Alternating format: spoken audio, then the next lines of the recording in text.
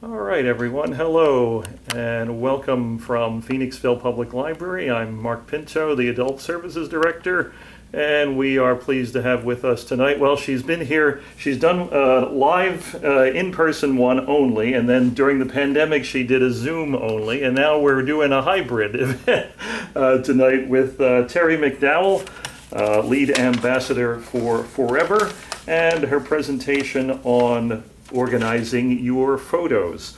Feel free, if you have questions to people on Zoom and in the room, you can chime in whenever you'd like. You can unmute yourself if you're on Zoom or type in the chat and your question will be relayed to our presenter. So with that, turn things over to Terri. Terri, thank you. Hello everybody, I'm glad you came. Thank you for coming. This is just a little bit about myself that I've been doing scrapbooking and memory keeping of some form or another for a long time ago, since ice covered the earth.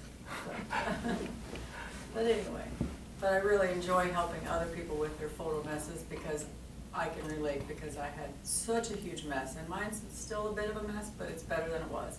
At least I can find things now. So why are you here? Did you inherited the box of old videotapes that you can't watch because you don't have a VCR because they don't make them anymore? Or do you have cameras full of pictures and computers, you don't know what to do with them? I have boxes of photos. Boxes of photos, yep. My mom asked me to help her when I went to visit her one time to, come on in, to help her sort some photos, and I said, yeah, how many you got? And she said, I have a hamper full, a clothes hamper full. That was her box, though. Oh my God. So yeah, that's very common. Everybody has a lot of them. They're on old phones, old computers, flash drives, SD cards, and all that. And the challenge is to get them all in one place. And that was my challenge when I had traditional photos, when I tried to gather them all up, because I had some in, the little envelopes that you got from the drugstore, and they were who knows where, and some were in the box where they're supposed to be, and some were under the bed. And it was a nightmare getting them all in one place, but it took me about a year to get them all together. But this is the same challenge is there with digital too. So if you feel overwhelmed, you're not alone, because 55% of the people who take photos feel overwhelmed and confused of what to do, and that's assuming the other 45% are not challenged or overwhelmed, but I doubt that. So I'm just here to help you sort through some of the choices. There's a lot of choices out there, and I want to help you sort through them. So this just talks about how many, and this is an old slide, it's 2 years old, how many photos are taken. There's like trillions of photos. It's like 47,000 photos taken every minute in the US. I mean, it's overwhelming because digital film is cheap. You don't have to pay for the film and the developing like you used to. So people just take, well, I'll take 2 or 3 or 20 to see, whichever one we like the best. So, but remember when we used to take 24, we got 24 back. Well, now you take a lot more. So, the thing I would like to try and help you start out with is to start out with some sort of a plan. And that my idea of a good plan would be to digitize all of your physical media, because it's at risk for fire, flood, who knows, disorganization, getting lost, thrown out, whatever. And then to preserve those digital images somehow in some organized fashion, and then celebrate them by sharing them or making a gift or whatever, but sharing them with the people who would enjoy seeing them. I know when I had an old reel-to-reel converted, my cousin was in tears when he saw it because his grandpa was in the picture, in the video, and he didn't know him. So that was really nice to be able to share that with him. So where are your memories living now? Random drawers, photo albums, closets, drawers, attic, basements. They can be anywhere. And that scary box that you inherit, that all the stuff they've dumped in, and say, here, you're the family historian, you get this. My brother sent me one, it was 52 pounds. I'm still working on it. But it has some real treasures in there. But these mobile devices that we store them on, external hard drives and flash drives and SD cards and that sort of thing, they have an expiration date. The National Archives has said that they have a finite shelf life of like 2 to 7 years. So it's not when they're gonna, if they're gonna fail, it's when they're gonna fail. And they can also be lost or stolen or destroyed somehow. And they're also not easy to access or organize or share, and then they continually need to be replaced because it's gonna die, so you don't want it all on a dead one, you can't get them out. And then, but the biggest way people lose their photos, the digital photos, is disorganization. And I was there because I realized, oh, what am I gonna do with all these photos? I've got all this on my phone, would fill up, and then I'd dump them on my computer. Well, my computer was getting old, and I knew I needed to replace it pretty soon. So I thought I better get an external hard drive. So I got one. I put them all on there. Took forever, but I got them all on there. Then I realized if I drop that, or it gets lost or something, all my pictures are gone, all of them. So then I got another one as a backup. So then I had to back them up onto this one, and that took a long time. And then I realized if I drop that, all the data, it's like refrigerator magnets. If you drop the refrigerator, the magnets fall off, and that's the data. So the pictures will be gone. So anytime I went to a scrapbooking thing, I had that one hard drive that was in the original packaging in the green bag, and nobody could touch the green bag because if you dropped my pictures and lost all of them, I'd be mad at you. But if I did, well, it's my own fault. So it was so stressful. And then I would think, okay, I got to put them on this one. Did I put them on that one, or did I put them on that one? Did I put them on both? I put them on both just in case. I ended up with so many duplicates. I had everything, but I couldn't find anything. It was a nightmare. So that was my total just mess there. Look. Zoom is unable to detect camera, it says. Right, Okay. yeah, you Okay. can close that, yeah, you turned your camera off. All right, so as families grow and children move away and seniors downsize and we move around so mobile, such a mobile transient society, all these photos are at risk. Our physical photos and tapes and all of this old media is at risk of being lost. So we want to get out ahead of that and be proactive instead of reactive when something happens, because there's hardware failures, there's natural disasters. I know in Florida, hurricanes coming, I have friends that are madly scrambling to back up all their stuff on their, thinking, should have done this before the hurricane's coming, but anyway. So the goal is to be proactive, and so let's not wait till we have a crisis before we have to do something. So that's why people are overwhelmed, because you've got all this data, and what do you do with it? Look. There we go. So digitization is the best way, I feel, to preserve all of your media, because this is gonna shrivel up, some of it fades away, it might get mildewed, you know, from sitting in the basement, or if it gets wet or whatever, a lot of it will be ruined. So if you digitize it, you've got that image saved forever, and you only need to do it once. And then you can share it with family and friends.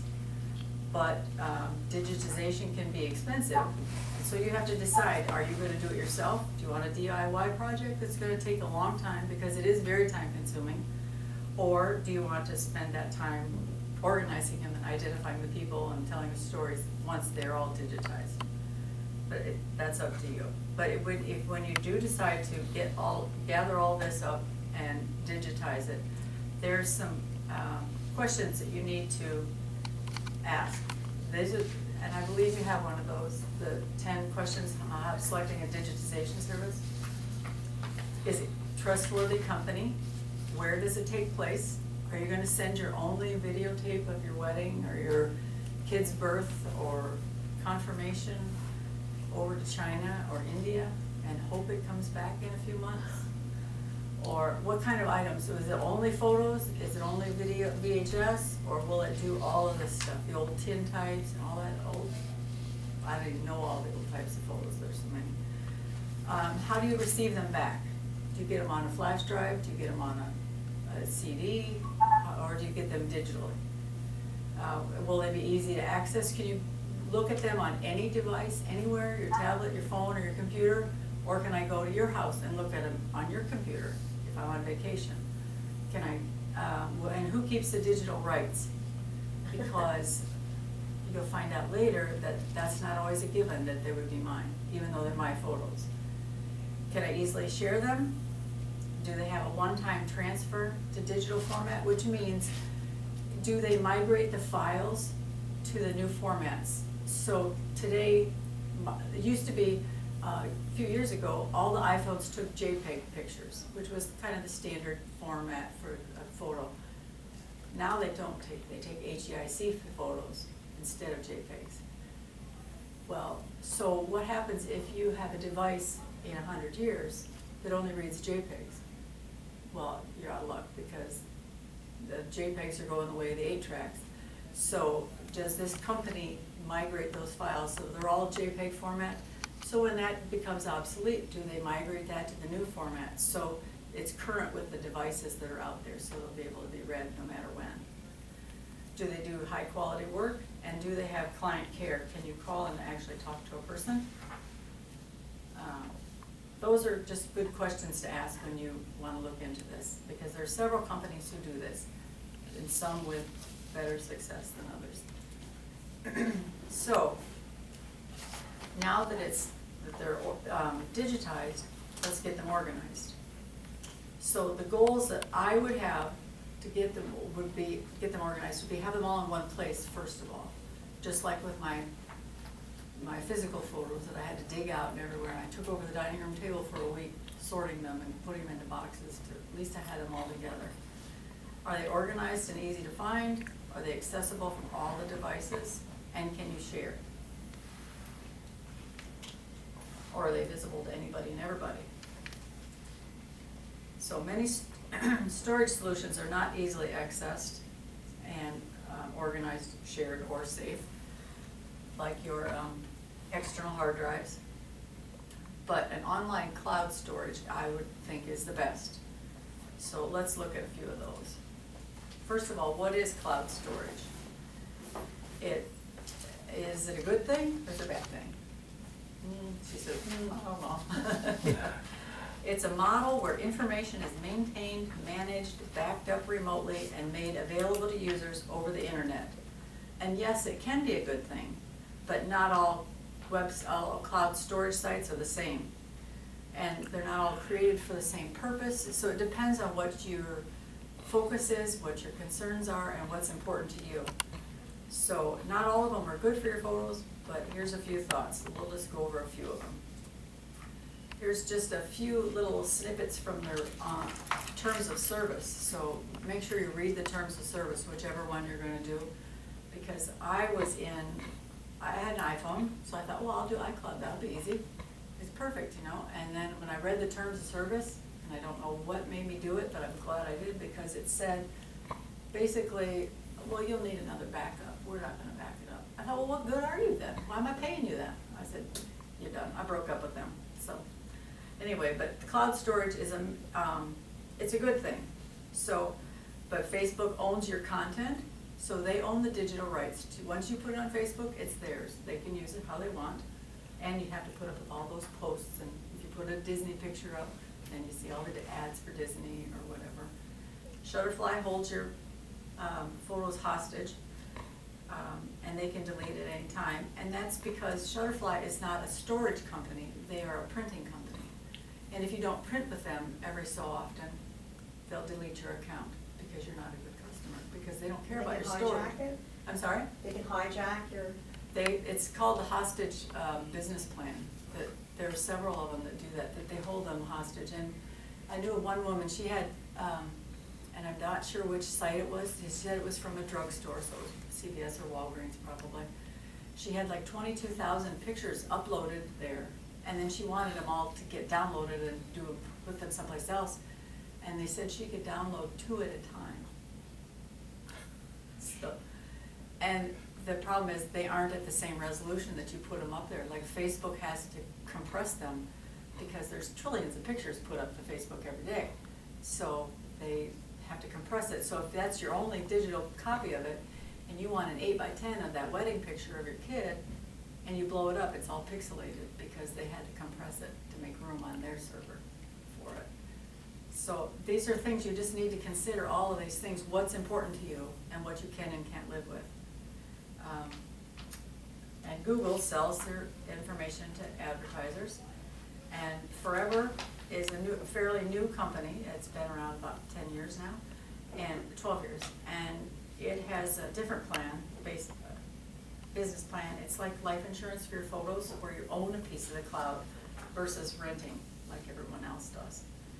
So let's use Google as an example. That's just a little startling.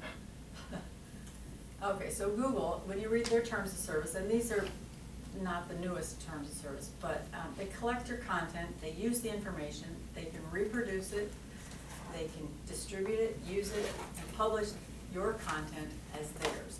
And they can sell it to other companies for them to do whatever they choose. So you could be traveling and see your picture on a bulletin board or in an ad somewhere, and you get no money from it if they use your grandkid's picture in an ad for a catalog or something. And it's free. And if you're not active every so often in Google, I think it's up to 2 years. If you forget about the account, or someone dies, or they're incapacitated for whatever reason for a while, they can't get into it, they'll delete it. So all your pictures will be lost, which is horrible, I think. iCloud, that's one that I broke up with. And also, some of these that require a monthly payment, if your credit card is in there and they take the whatever much every month out, and that's fine. So you use that same credit card at Home Depot and it gets hacked or whatever. So the bank says, oh, we gotta shut it down and give you a new one. So they try and take your money out. It won't work. They can delete your account because they don't have the money, which is horrifying again too. So the thing, and Forever, you retain the full ownership of the digital rights. They're yours. It's completely private. It's the way I can pass it down to my kids when I'm done, or they can take over when I'm incapacitated and I can't remember anything. They can do it. So that's why those things were important to me, and so that's why I chose Forever. But let's talk about metadata. It's the information connected to each photo, like the writing on the back of a physical photo. I used to write, this is Grandma Hoodle Doodle with my grandkids, and they're how many years old they are, and all that. Well, that's basically what metadata is to the digital photo.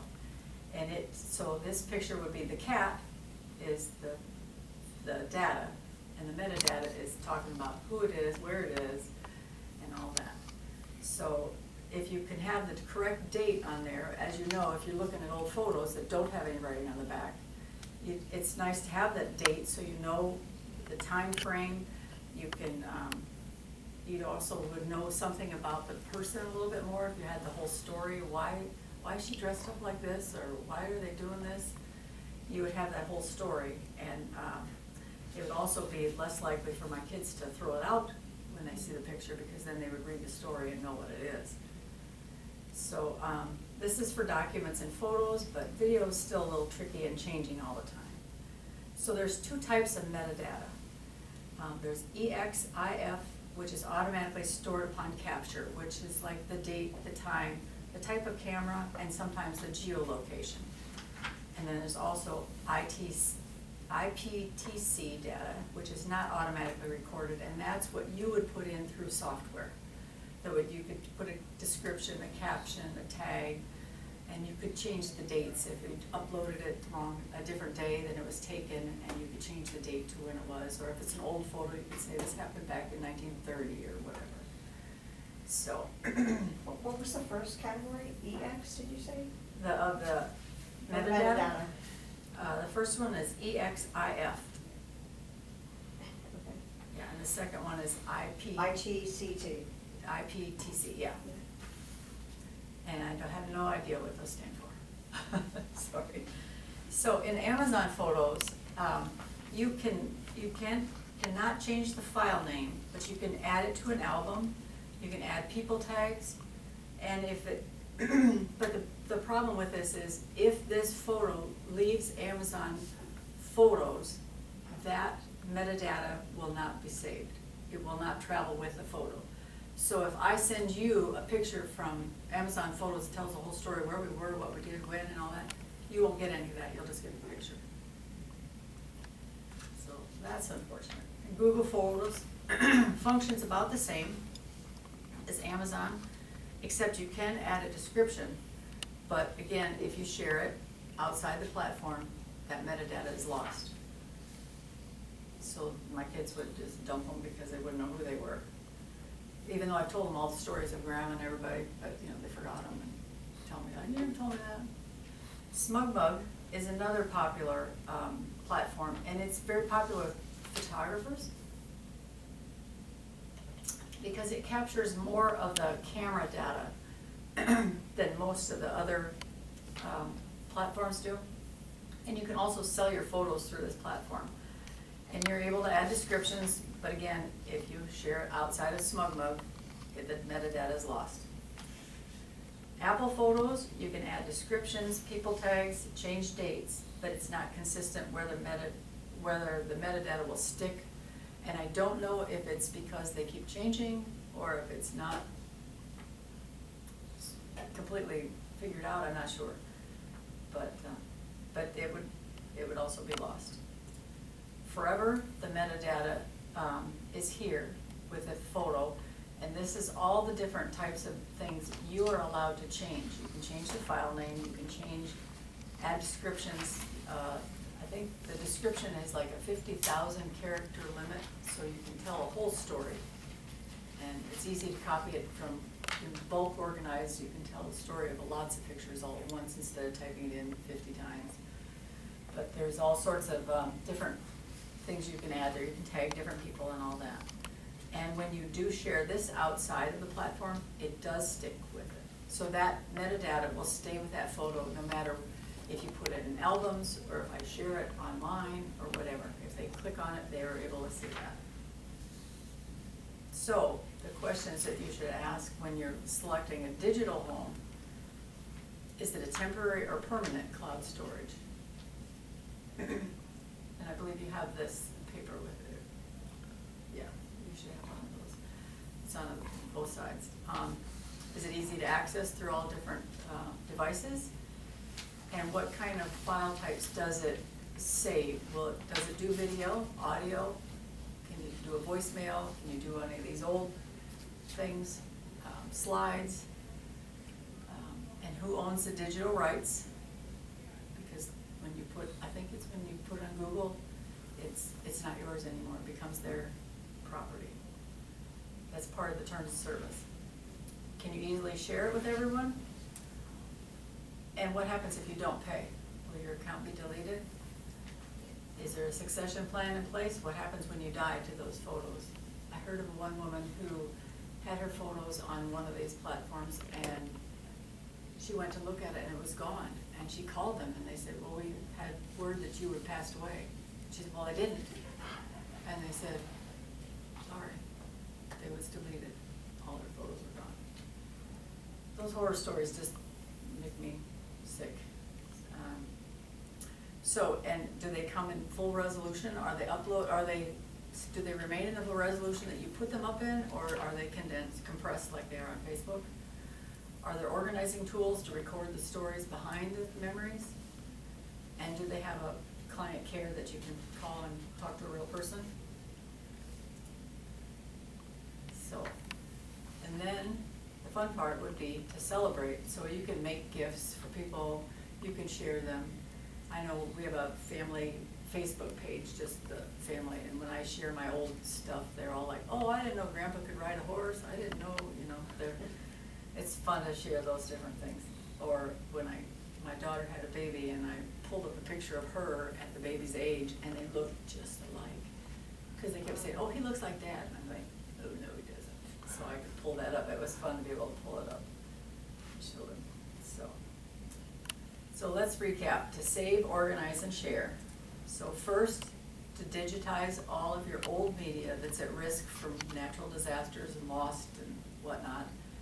Bring it all together and also download the files that you've uploaded to other various sites. And I've got a paper up here with 4 different sites. If you've got photos on Amazon or Google or Dropbox and need help getting them down, if you want them back, I've got a helpful paper here that you can pick up one of those too. So then the next step would be to organize them and get them safe in a cloud-based platform where you can group them so they're safe, first of all, and then you can group them into organizing, just like you would in the library. You don't just go in and there's like a million books. You know, I want to go to the biography section. You know, there's a shelf that they've got them all organized like that. So you can organize by person, by date, by event, whatever makes sense to you, however you're going to be able to find that picture in 10 years or whatever. And then tell the story about that. And then to share would be to make the gifts or to share share the actual photos which everybody enjoys. So this is